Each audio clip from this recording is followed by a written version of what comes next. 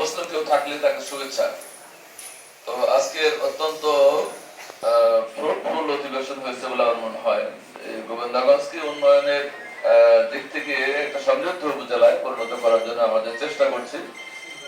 তার কিছু ফুটপ্রিন্ট আজকে তৈরি হয়েছে বলে আমার কাছে মনে হয়। তো গোবিন্দগঞ্জ উপজেলা তো হচ্ছে একটা সমৃদ্ধ উপজেলা, এর 8টা জেলার প্রবেশ পথ আর বড় উপজেলা, এটা যোগাযোগ ব্যবস্থার উন্নয়ন হওয়া দরকার। তো আমি ব্যাপারে একটা উদ্যোগ নিয়েছিলাম যে এলজিইডির এক্সিকিউটিভ ইঞ্জিনিয়ার সাহেবকে বলছিলাম, উনি বলে আমাকে একটা ডিমান্ড দেন। আমি সব ইউনিয়নে দুটো করে পাকা রাস্তার একটা ডিমান্ড দিয়েছি, তার কপি সার্ভার উপজেলা ইঞ্জিনিয়ারকে দেওয়ার জন্য আমি নিয়ে এসেছি। আর হরিরামপুর নাকায় তো চেয়ারম্যান সাহেব নাই, আমি একটু যদি বলি তাহলে কেমন হয়। এটা হলো একেবারে পশ্চাৎপদ, মানে তাদের রাখাল বন্ধু আছে, রাখাল চেয়ারম্যান সাহেব কিছু কথা বলেছেন। একটা হলো যে হরিরামপুরের হচ্ছে যে মানে একেবারে যোগাযোগ ব্যবস্থা খুবই নিম্নমানের। তেঁতুলতলি একটা বাজার আছে, সেখানে যাওয়ার কোনো রাস্তা নাই, তালুক সোনাই ডাঙ্গার মধ্যে। আমি বলছি যে এটা প্ল্যানও দিছি, আমি একটা পরামর্শ দিয়েছি যে ত্রিমোহনী একটা এরিয়া আছে শেষ সীমানায় তালুক সোনা ডাঙ্গা, এটা হরিরামপুর বড়দহ ব্রিজ নেমে বাদ দিয়ে হরিরামপুর থেকে ত্রিমোহনী বাজার, ওই ত্রিমোহনী পর্যন্ত এই রাস্তাটা পাকা হওয়া দরকার। আর এটা হলো ওখান থেকে তেঁতুলতলি হয়ে ঘরমুড়ি ব্রিজ একটা আছে, ওই পর্যন্ত রাস্তা পাকা হলে ওইখানকার সোনাইডাঙ্গা তাদের সঙ্গে সোনাইডাঙ্গা লোকা এরা যাতায়াতের ব্যবস্থা হবে।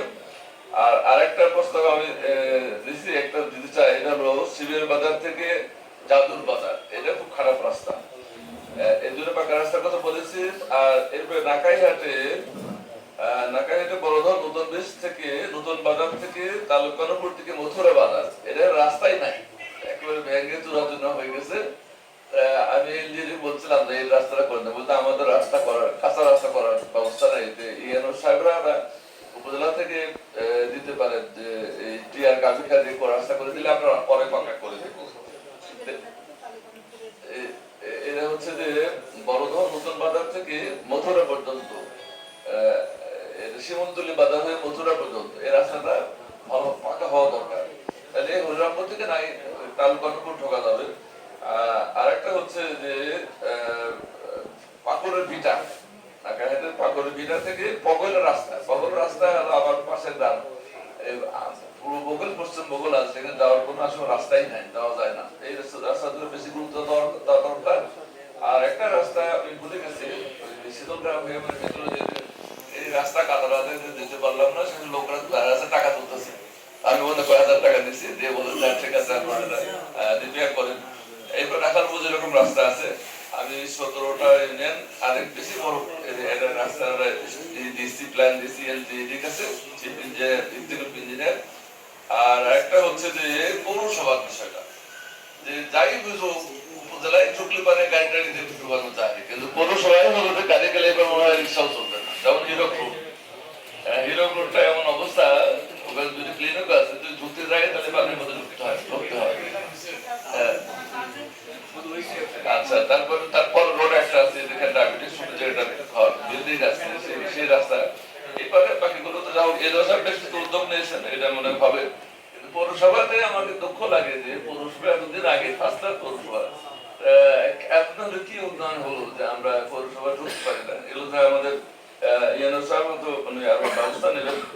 আর একটা হলো যে গার্লস স্কুলের পাশে ওদের আমাদের প্রোগ্রাম ছিল, একেবারে ময়লা আবর্জনা, এটা দূরবর্তী কোথাও নেই যে ফেলা যায় কিনা, সেখান থেকে নদী বা অন্য জায়গায় ডাম্পিং করা যায় কিনা।